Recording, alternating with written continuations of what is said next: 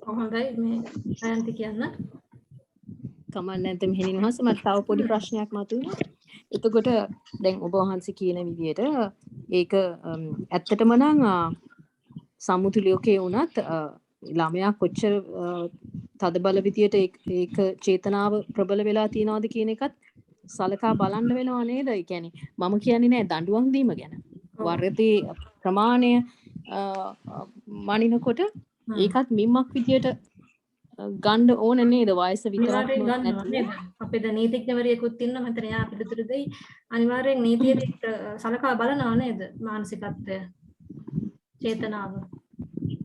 ඔව් ළමයා කොච්චර මෝරලා තියනවද සහ ඒවා මේ නීතිඥ මඩුල්ලක්ම ඉන්නවා මෙහෙනවස මෙතන මේ නොදැනුණාට.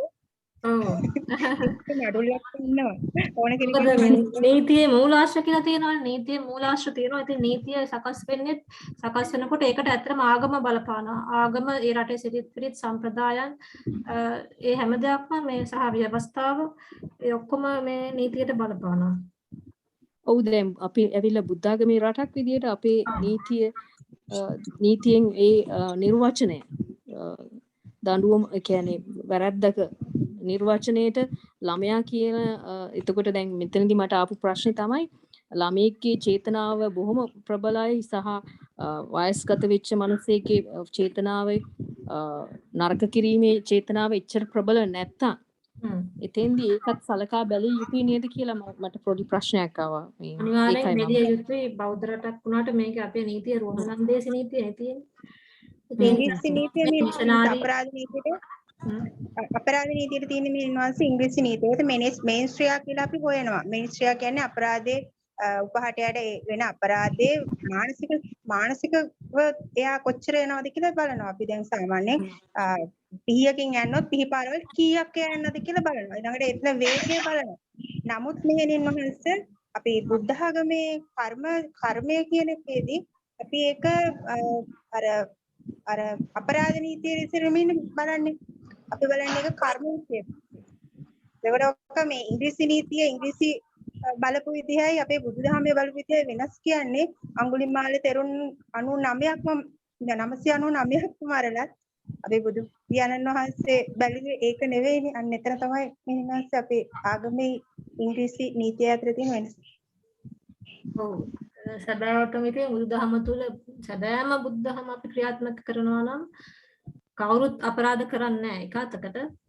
අනෙක් අතින් ඒ අපරාධ වලට අපි දඬුවම් දීමත් සුදුසු නෑ. මොකද දඬුවම් දෙනකොටත් අපිට කර්ම රැස් වෙනවා. නමුත් ඉතින් අපිට සම්මුති ලෝකය ක්‍රියාත්මක කරද්දී ඉතින් යම් දේවල් නොකර බැරි වෙනවා. ඉතින් මේ වගේ වෙලාවට සම්මුති ලෝකයේ තුල යම් නිර්ණායක හදාගන්න වෙනවා. ඉතින් බුදුදහමට ඒක පටහැනි වෙන අවස්ථා තියෙන්න පුළුවන්. මොකද බුදුදහම කියන්නේ ගොඩක් අය මේ පරමාර්ථය පදනම් කරගත්ත ධර්මයක් නේ. පරමාර්ථයයි ගැන කල්පනා කරන්නේ. ඔබ වහන්සේ හිතනවාද දැන් අපි දන්නවනේ අපේ ආයුෂ ශක්තිය එන්න අඩු වෙනවා කියලා. එතකොට ඔබ වහන්සේ හිතනවාද දැන් ළමයි මම මේ ප්‍රශ්නේ දැන් මේකේ සාකච්ඡාවේ මතුවෙච්ච නිසා මට දිගින්ම මට එන්නේ ප්‍රශ්න ඔළුවට. නැත්තම් මම මේ කිසිම කාරණාවක් මුල් කරගෙන ළමයි පස්සේ යනවා නෙමෙයි. නමුත් මමත් ගුරුවරයෙක් නිසා මම ඉන්න රටේ ගුරුවරයෙක් බොහොම කොන්ෂස් වෙන්න ඕනේ ළමයිත් එක්ක වැඩ කරනකොට. ඉතින් මට මේ ප්‍රශ්න එනවා. ඔබ වහන්සේ හිතනවාද ළමයි කියන වයස් කාණ්ඩය පල්ලෙහාට දාන්න ඕනේ කියලා. දැන් 18 කියන එක තව අඩු කරලා 14කට වගේ. එහෙම මතයක් එන්න පුළුවන්ද අපේ මේ වයසේ මොකක්ද ඒකට කියන්නේ අපේ මේ ආයු කාලය අඩුවීමත් එක්ක ඔව් බුද්ධාගමේ හැටියට ඔව් දැන් ආයුෂ අඩු වෙනකොට බුදුරජාණන් වහන්සේ දේශනා කරනවා අවුරුදු 10 වෙද්දී ඒ විවාහ වෙලා දරුවොත් ලබලා සියලු දේ කරලා මැරිලත් යන කාලයක් එනවා කියලා. එතකොට අනිවාර්යෙන් ළමා කාලේ ඉතින් අවුරුදු 2-3ක් වගේ එච්චරවත් තියෙන්නේ නැහැ. වර්තමානයේ වුණත් ඇත්තටම ළමා කාලේ අඩුයි. ඒ නිසා ඉතින් බොහොම අඩු වයසෙන් අපරාධ කරන්න පෙළඹෙනවා. බටහිර රටවල මම හිතන්නේ දැනටමත් ඒ තත්ත්වයට ඇවිල්ලා ඒගොල්ලෝ දැනටමත් දරුවන්ට වැඩිහිටියන් ලෙස සලකන්න කියලායි මම හිතන්නේ. කියන්නේ නේද මේ දරුවෝ හැටියට සලකන්න එපා කියන එකනේ නිතරම කියන්නේ දඬුවම් කරන්න එපා වැඩිහිටියන්ට වගේම සලකන්න කියලා කියන්නේ. ඉතින් ඔව් ඒක ඇත්ත. ඔව්. එතකොට මේක ඇත්තටම දඬුවම කියන එක මෙහෙ ඉන්නවහන්ස බුද්ධ ආගමේ නැහැනේ. බුද්ධ ආගමේ තියෙන මෙහෙ ඉන්නවහන්ස සමාව සහ ශාන්තිය ශාන්තියනේ.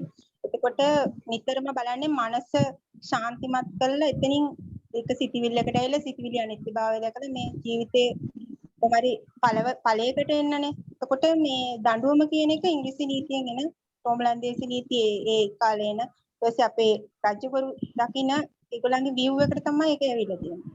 එසා මෙහෙණන්වහන්ස බුදුදහමයි මේ නීතියයි කියන එක ලොකු ගැප් එකක් තියෙන දෙයක්. ඒක ගොඩක් තර්ක කරා කියලා ඔතන මේ මම හිතන්නේ එතන උත්තරයක් ගන්න පුළුවන් වෙයි කියලා. මෙතනදී මම නීතිය ගැන නෙමෙයි අහන්නේ මම මේ දැන් යන මේකට කියනවා අපි පෝස්ට් මොඩර්නිසම් කියලා. ඒ කියන්නේ යන සිස්ටම් එකේ ඇති වෙන්න ඕන චේන්ජස්. නීතිය නෙමෙයි මෙතනදී ඒවා කරන්නේ. සිස්ටම් එකේම ඒ කියන්නේ එක එක දැන් අපි ඩිෆයින් කරන විදියවල් තියෙනවා. ඒවා නීතිය නෙමෙයි මෙතෙන්දී මම ප්‍රබල විදියට මේව කරන්නේ. බුද්ධ ආගමේ විදියට අපි ලෝකේ ගමන් කරන විදියත් එක්ක හැමදේම වෙනස් වෙනවා නම් ඒවත් අපි එක එක නිර්වචන ඒවත් වෙනස් විය යුතුයි නේද කියන එක මම නිකන් ප්‍රශ්න කරන්නේ. නීතිය මට මෙතන කොහොමදවත්ම ප්‍රශ්නයක් නෙමෙයි. වරදවා තේරුම් ගන්න එපා. මම මේවා කරේ දැන ගැනීම පිණිස. මේ මෙහෙණින් වහන්සේ උගත් මෙහෙණින් වහන්සේ නමක්. ඉතින් ඒ පැත්ත පිළිබඳව දන්න නිසා තමයි මම එතුමියගෙන් ඒ වගේ ප්‍රශ්නයක් ඇහුවේ. මොකද මට තියෙන ප්‍රශ්න නිසා මට තියෙන ප්‍රශ්නයක් අපිට වැටහෙනවා ඇයි අපි කියන එක ඒක හරි මේ අනාගතයේදී ආයුෂ අඩු වෙනවා. ඉතින් අඩු වෙනකොට ළමා කාලයත් ගොඩක් අඩු වෙනවා. දැන් ළමා කාලය අඩු වෙලා තියෙන දරුවන්ගේ ඒ නිසා මේ ළමයාගේ නිර්වචනයත් කාලෙන් කාලට වෙනස් වෙනවා. කරන්න දෙන්නෙම නෑ. ඔව්. හරි එහෙමනම් තව මොකුත් ගැටලු තියනවද? මෙහෙණින් වහන්සේ බොහොම පිං. හොඳයි. ගුරුවරයෙක් නිසා මම හිතන්නේ ගැටලු දුන්නේ. හොඳයි. අපි එහෙමනම් අභිධර්ම කරුණුත් අපි කතා කරනවා කියලා කිව්වා. භාවනාව කරන්න කියලා ඉල්ලීමකුත් තියෙනවා. කුමක්ද කරන්නට වඩා කැමැත්ත තියෙන්නේ?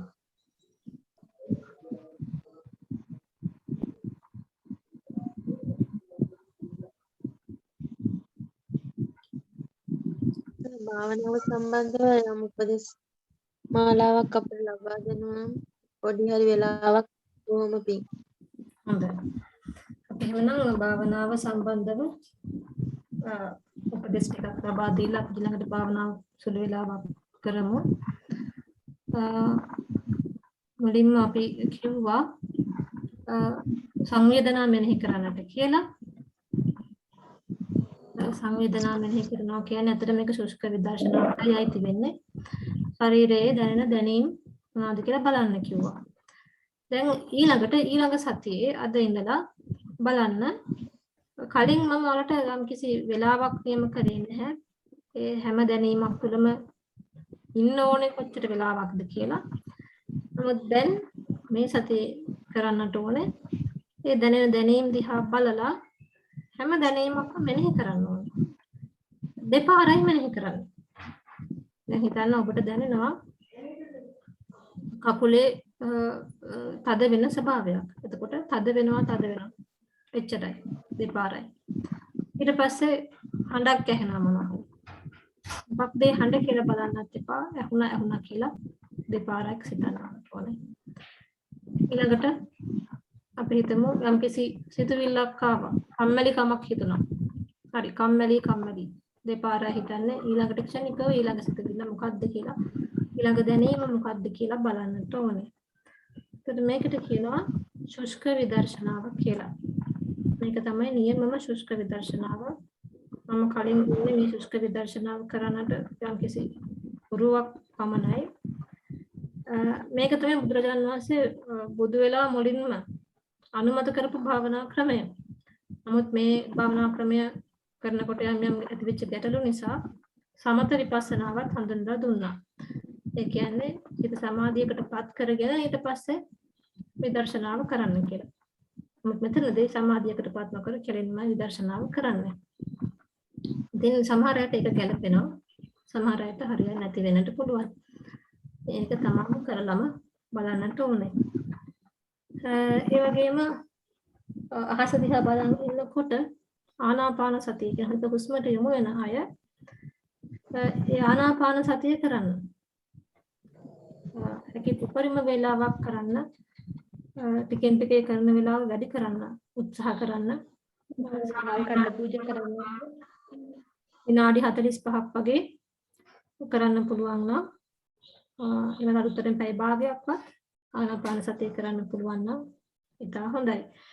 ඒ තත්යකට එන්නට උත්සාහ කරන්න. එහෙම නැත්නම් නැවත අහස දිහා බලාගෙන ඉන්න අභ්‍යාසය කරන්න.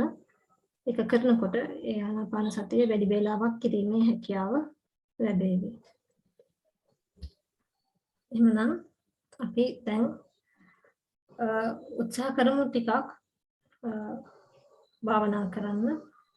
හැමදෙනාම හොඳින් වාඩි වෙන්න ආසනයේ කොන්ද කෙලින් තියාගන්න ඕනේ. අර කොන්දට පෙළේ වක්‍රයක් තියෙනවා. මේ වක්‍රය ඒ ආකාරයෙන්ම තියාගන්න, දිග හරින්න එපා. හොඳට කෙලින් ඉන්න ශරීරය පවත්වා ගන්න. මනම් හැමදෙනාම හොඳ හුස්මක් ගන්න. හොඳට පපුව පිරෙන්න. හොඳ හුස්මක් ගන්න ඇතුළට.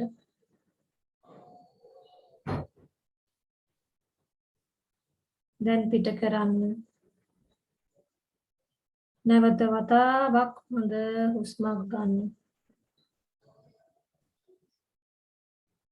නැවත පිට කරන්න.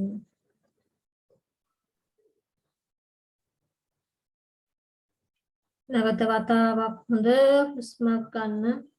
ලය පිරී යනසේ හොඳ හුස්මක් අරගෙන මේ තමන්ගේ ශරීරය පුරාම මේ හුස්ම විහිදිලා යන හැටි. තමන්ගේ මොළයට මේ හුස්ම ගමන් කරනවා. අතපය පුරා මේ හුස්ම ගමන් කරනවා. ශරීරය පුරාම, කේශනාලිකා පුරාම මේ හුස්ම ගමන් කරනවා කියලා. නේ ඔයා බාධා කරන්න හරි පව් ඔයා.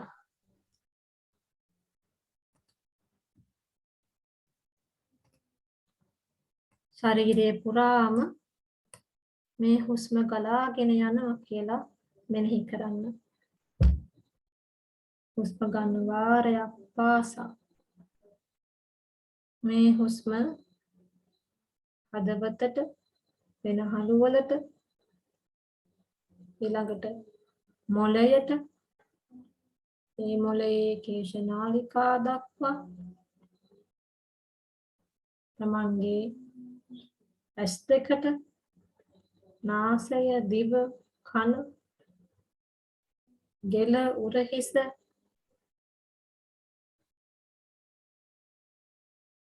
අත් දෙක, ඇඟිලි තුඩු දක්වා ගමන් කරනවා. ඊළඟට දෙපා ඔස්සේ පහළට ගමන් කරනවා.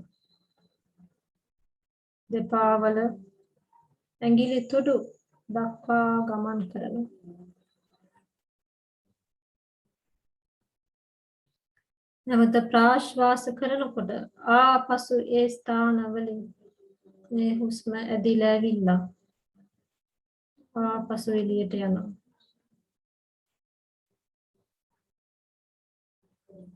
ආශ්වාස ප්‍රාශ්වාස ආශ්වාස ආශ්වාස.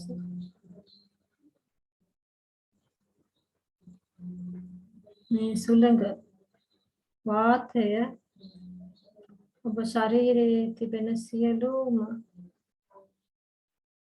අපද්‍රව්‍ය, විෂ සහිත දේවල් අකුසල් ඒ සියලු සිතුවිලි සියලු දේ එකතු කරගෙන ශරීරයේ නාසිකාග්‍රයෙන් පිටවෙන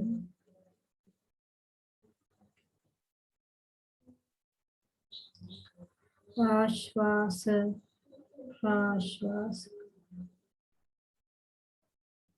වාතයේ තිබෙන සැහැල්ලු සුවදායි පිරිසිදු බව ඔබ ශරීරය ඇතුළට එනවා.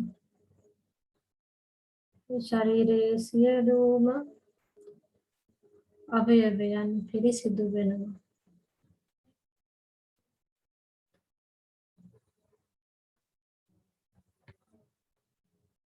ආශ්වාස ප්‍රාශ්වාස හුස්ම ඉහළ ගන්නවා පහළ දානවා. හුස්ම ඉහළ ගන්නවා පහළ දානවා. හුස්ම රැල්ලක් හැටියට හුස්ම පොදක් හැටියට ඔබ නාසයෙන් ඇතුළු වෙලා නාසිකාග්‍රයෙන් ඇතුළු වෙලා වෙනහළු දක්වා ගිහිල්ලා ශරීරය පුරා යනවා. නැවත මේ ශරීරය පුරා පැතිරුණු ඔබ මේ සුළඟ වාතය ශරීරයේ සියලුම විෂද්‍රව්‍ය අපද්‍රව්‍ය අකුසල් රැස් කරගෙන නාසය දක්වා ඇවිල්ලා පිට වෙලා යනවා. ඔබ මේ සුළඟේ එක අංශුවක් ඔබත් එක සුළං පොදක් දැන්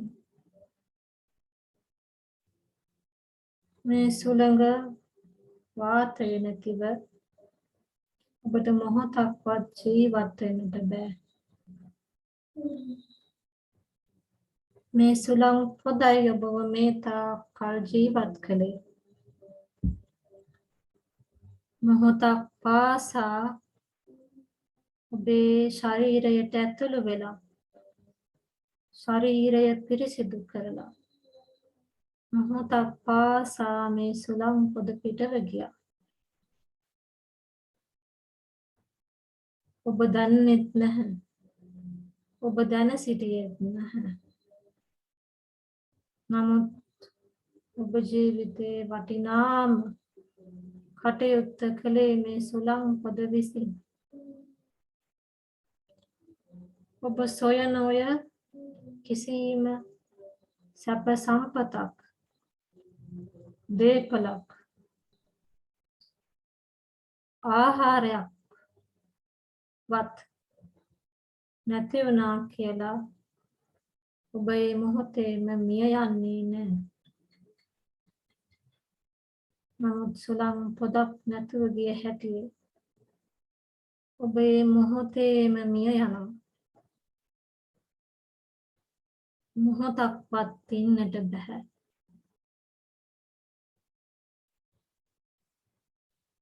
එහෙමනම් වැදගත්ම දේ මේ සුළං පොද. ඔබේ ජීවිතයට වටිනාම දේ මේ සුළං පොද. ඔබමයි මේ සුළං පොද කියන්නේ. මේ සුළඟ කියන්නේ ඔබමයි. ඔබ කියන්නේ මේ ප්‍රාණ වායුවමයි. දෙකක් නෙවෙයි. එකක්මයි.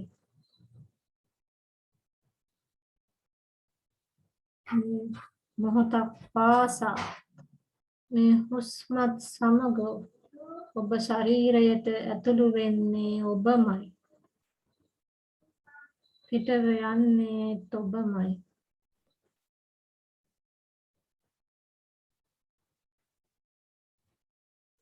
මොහොතක් පාසා ඔබ ජීවත් කරවන සුළඟ තමයි දැන් ඔබ බවට පත් වෙලා තියෙන්නේ. ඔබ තමයි දැන් සුළඟ බවට පත් වෙලා තියෙන්නේ. අපේ මුළු ලෝකයම දැන් මේ වාතය ආශ්වාස ප්‍රාශ්වාස ආශ්වාස ප්‍රාශ්වාස ආශ්වාස ප්‍රාශ්වාස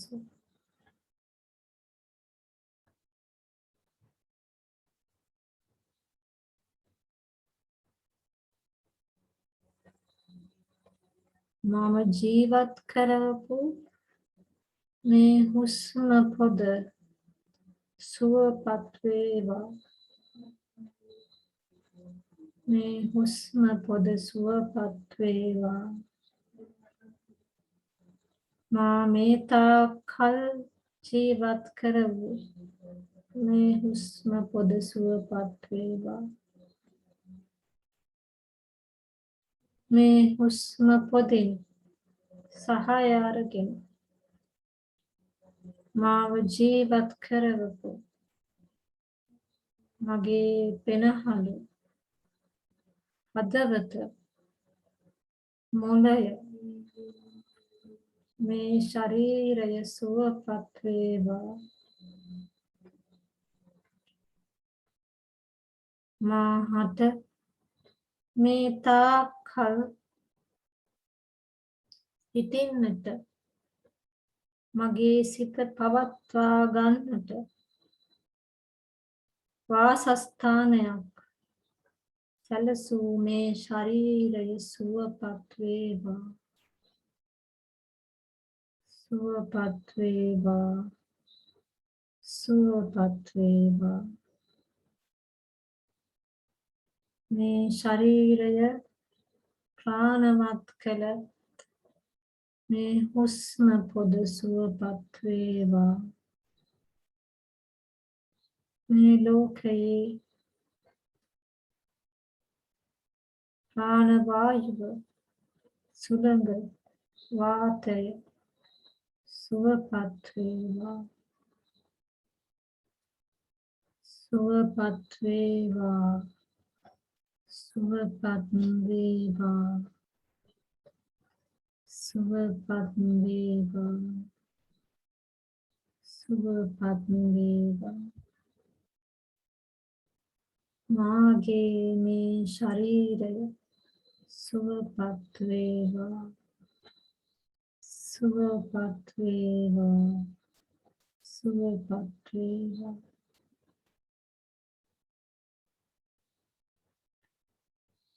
මම සුවපත් වෙම්වා මම සුවපත් වෙම්වා මම සුවපත් වෙම්වා මම සුවපත් වෙම්වා මම සුවපත් වෙම්වා මම සුවපත් වෙම්වා මම සුවපත් වෙම්වා මම සුවපත් වෙම්වා මම සුවපත් වෙම්වා සියලු සත්වයෝ සුවපත් වෙත්වා සුවපත් වෙත්වා සුවපත් වෙත්වා සියලු සත්වයෝ සුවපත් වෙත්වා සුවපත් වෙත්වා සුවපත් වෙත්වා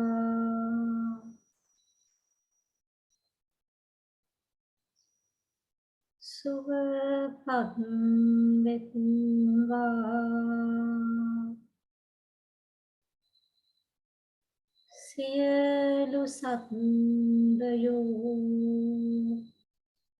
සුවපත් වෙත්වා සුවපත් වෙත්වා සුවපත් වෙත්වා සුවපත් වෙත්වා සුවපත් වෙත්වා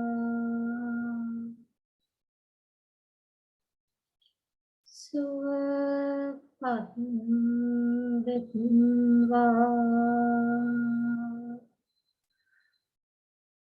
සියලු සත්වයෝ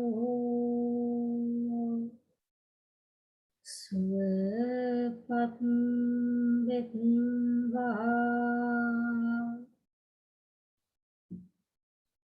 සුවපත් වෙත්වා සුවපත් වෙත්වා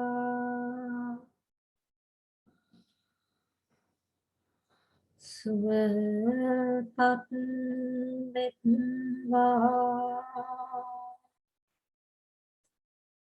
සුවපත් වෙත්වා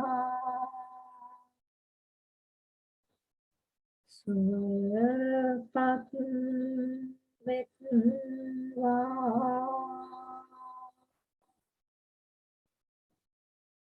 සුවපත් වෙත්වා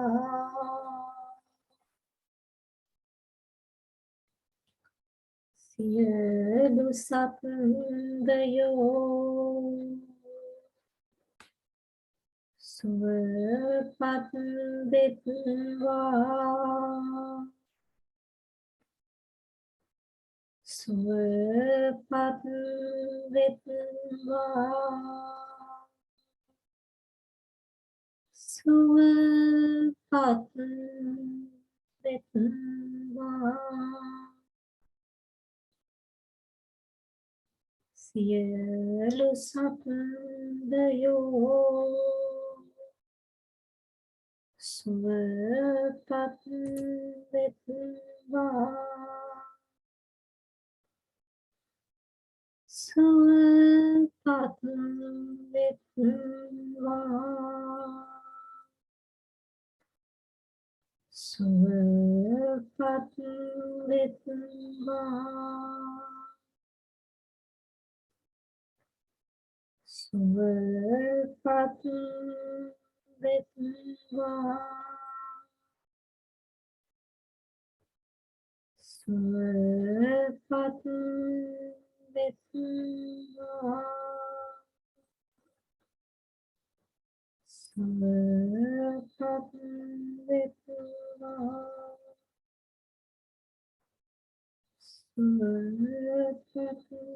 වෙත්වා සුවපත්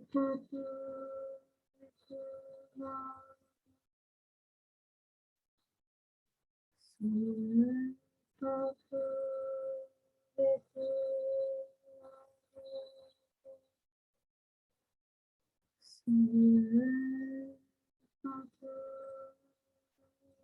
වෙත්වා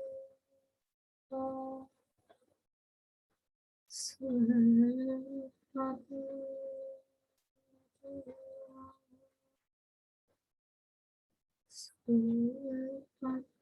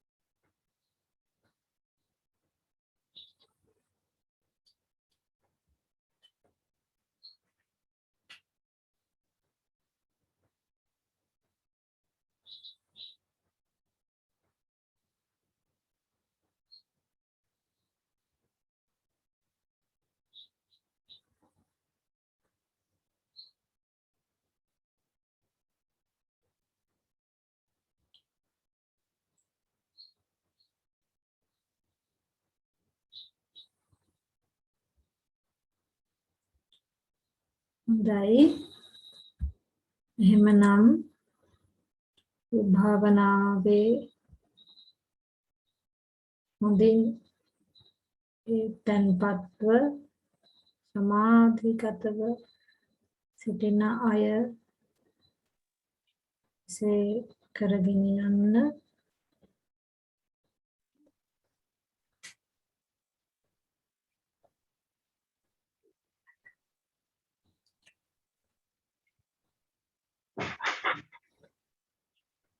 ඔබට දැන් වැටහෙවි අප භාවනා වර්ග දෙකක් මේ මොහොතේ සිද්ධ කළා.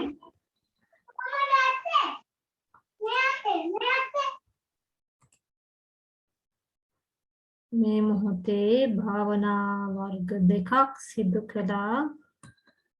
ආනාපාන සතිය සහ මෛත්‍රී භාවනාවයි සිදු කළේ.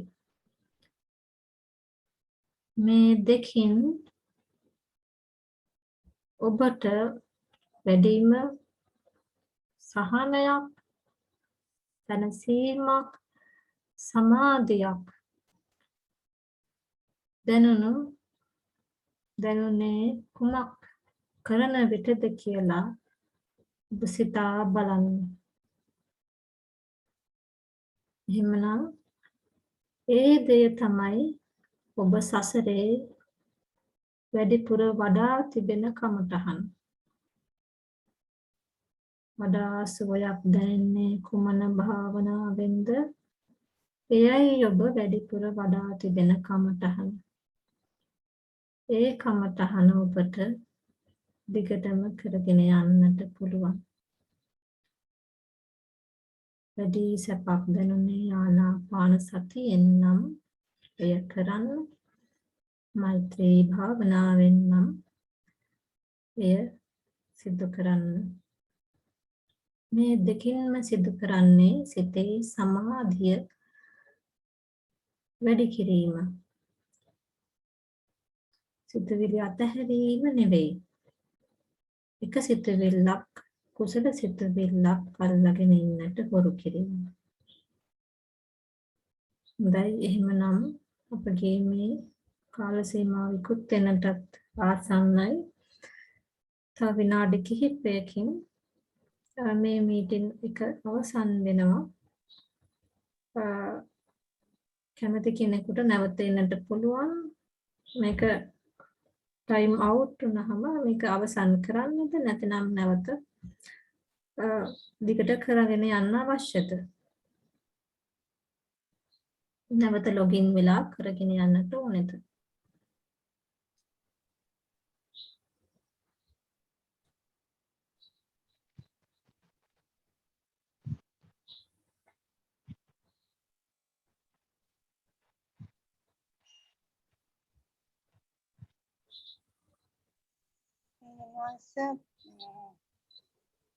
කොහොමද දන්නේ කැමැත්ත කට්ටිය මොකද අදහසක් පිට අපිට මේ කරගෙන ගියත් මෙහෙණින් වාසේ රෙකෝඩින් එක දාන්න පුළුවන් නේද? ගෲප් එකට පුළුවන්. එහෙනම් කැමති කෙනෙකුට රැඳින්න කියලා අපි කරමු මෙහෙණින් වාසේ. ඔව්, දැන් තව ටිකකින් මේක මේ ලොග් අවුට් වෙයි හැමදෙනාම. යම් කිසි ගැටලුවක් මොනවා හරි තියෙනවා නම් ඒ භාවනාව දැන් මේ කරපු ටික සම්බන්ධ ගැටලුවක් එහෙම තියෙනවා නම් නැවත ලොගින් වෙන්න. එහෙම නැති අය දිගටම කරගෙන යන්න ওই විදිහටම භාවනාව පුළුවන් තරම් ඔය ආසනයේ ඉඳගෙන ඔය විදිහටම කරගෙන යන්න.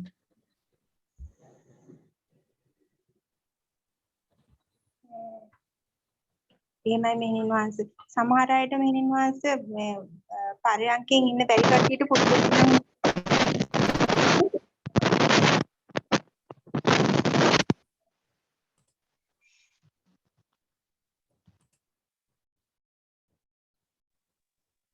මෙහෙණින් වාසේ මම කිව්වේ පුළුවන් බැරි කට්ටියට පුටුවක ඉඳන් උනත් කමක් නැහැ නේද මේ භාවනාව, මේ මෛත්‍රී භාවනාව? ඔව්, කොහේ වුණත් පහසු ඉරියව්වක ඉඳගෙන කරන්න. මෙහෙණින් වාසේ ඇහෙනවද? ඇහෙනවා. මෙහෙනම් අපි කරගෙන යමුද? ඔව් කරගෙන යන්න දිගටම එහෙමනම්. දැන් හැබැයි log out වෙයි. එහෙමම තාපහු login වෙන්න. හරි මෙහෙනම් සර්. හොඳයි දැන් සියලු දෙනාම නිහඬ වෙලා ඒක කරගෙන යන්න. log out වුණාට පස්සේ විතරක් ආයෙ login වෙන්න. අනිත් අය login වෙන්න ඕනේ නැහැ. එහෙමම කරගෙන යන්න. කැමති කෙනෙක්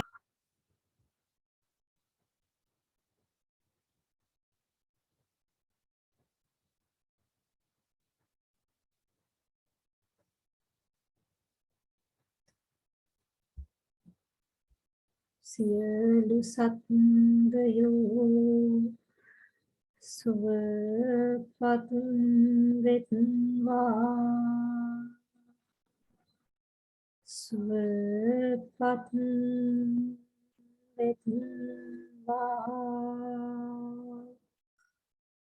සුවපත් වෙත්වා සුවපත් වෙත්වා සුවපත් වෙත්වා සුවපත් වෙත්වා